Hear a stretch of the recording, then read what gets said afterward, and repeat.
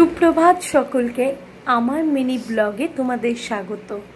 অন্যান্য দিনের মতনই আজকেও ওই 5:10-15 নাগাদ ঘুম থেকে উঠে পড়েছি। ওঠার পরে কিছুক্ষণ বসার পরে দেখছি যে বাইরেটা কেমন, কেন কি প্রতিদিন ঘুম থেকে ওঠার পরে সকালবেলা ব্যালকনিতে এসে দাঁড়ালে না একটা ফ্রেশ যেন মনে হয়।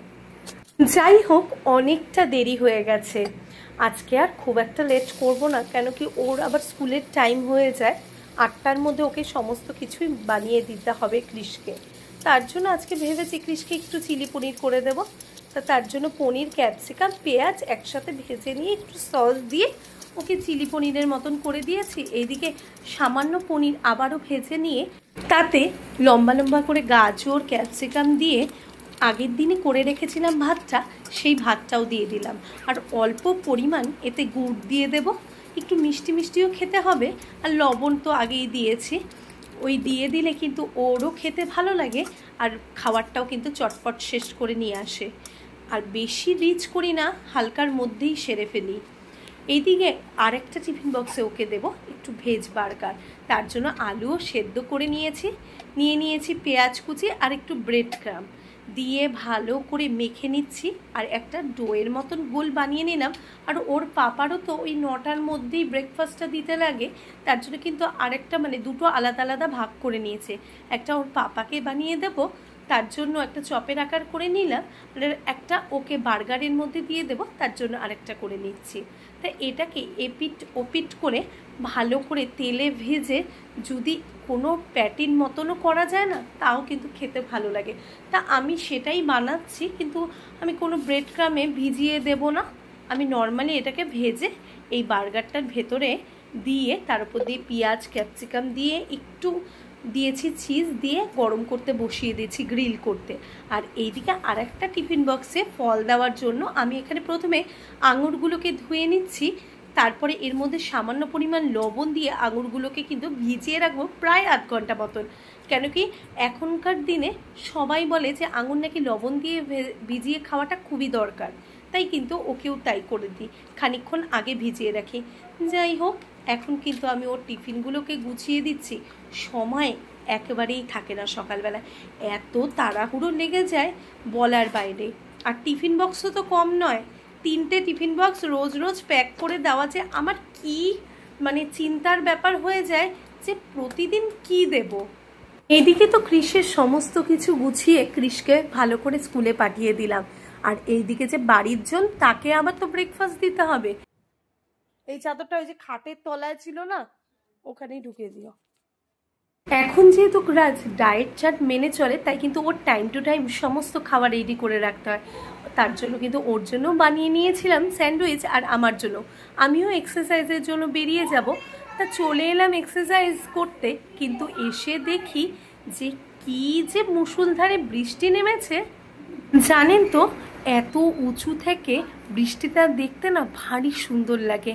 আর ওপর থেকে যখন দেখি নিচটা, সত্যি মনে হয় কি কেমন জানি সব ছোট ছোট লাগছে। আর আমি কত উপরে বসে আছি, 26 তলা ওপর থেকে নিচটা দেখতে কিন্তু খুব সুন্দর লাগে। আর আমাদের এই এক্সারসাইজ যেখানে করি না, সেখান থেকে ভিউটা এত সুন্দর যে আমি ক্যামেরায় ক্যাপচার না করে পারি না। যখনই বৃষ্টি হয় বা ওয়েদারটা অন্যরকম হয়, যদি চোখের সামনে থাকি সঙ্গে সঙ্গে ক্যাপচার করে নিই। এই দেখুন, গোটা যে আমাদের নিউ টাউনের পাশে যে সাপুরজি, সেটাও কিন্তু এখান থেকে দেখা যায়।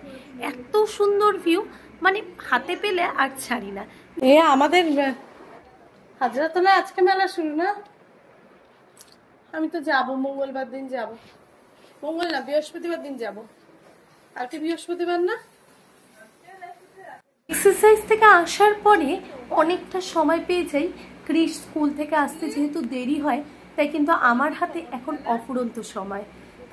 তারই মাঝখানে একটু এদের সাথেও গল্প করি। কি করব, বাড়িতে একা একা থাকতে থাকতে না আর ভালো লাগে না। তখনই মাসির থেকে জানতে পারলাম যে আমাদের যে পাশেই একটা জায়গা আছে, সেখানে নাকি মেলা লেগেছে। আর সেই জায়গাটা আমার ঘর থেকেই দেখা যায়। পারলে আপনাদেরও একটু দেখাবো। আই কি করিয়াছে ওই ম্যাম?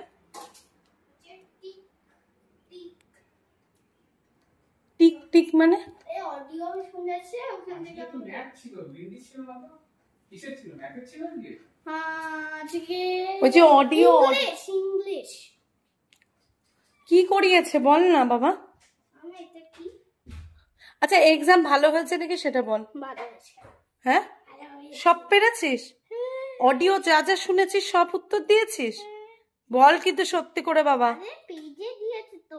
আরে মামা যখন একটা করে দেখ শুনছিলাম না, একটা করে টিক করে দিচ্ছিলাম, পরে দেখবো ওইটা। ও খাতার মধ্যে লিখতে দিয়েছে? ও ধরেনি কিছু? জুতোর মধ্যে লাগাতে হবে, এটা যে না জানলে হবে না। তো জুতোর থেকে খুলেছে। টিভিটা একটু চালিয়ে দাও না। এখন খাবে আগে। তুই ওর তো দেখি তুই কতটা পারিস, দেখি তো তুই কি পারিস, দেখি তো কত দূর তোর নাগাল যায়। স্কুল থেকে আসা মাত্রই ওর যে এত গল্প থাকে, মানে কোনটা ছেড়ে কোনটা বলবে, তাই এই করতে করতে অনেকটাই সময় চলে যায়। আর এখন স্কুলের টাইমটা এতটা বাড়িয়ে দিয়েছে যে পরে এসে না হাতে আর একটুকু সময় পায় না। একটু স্কুলে সেই সকাল কত সকালে ওঠে, তারপরে যদি স্কুল থেকে এসে রেস্ট না নেয় ছেলেটা প্রচুর ক্লান্ত হয়ে যায়। দেখ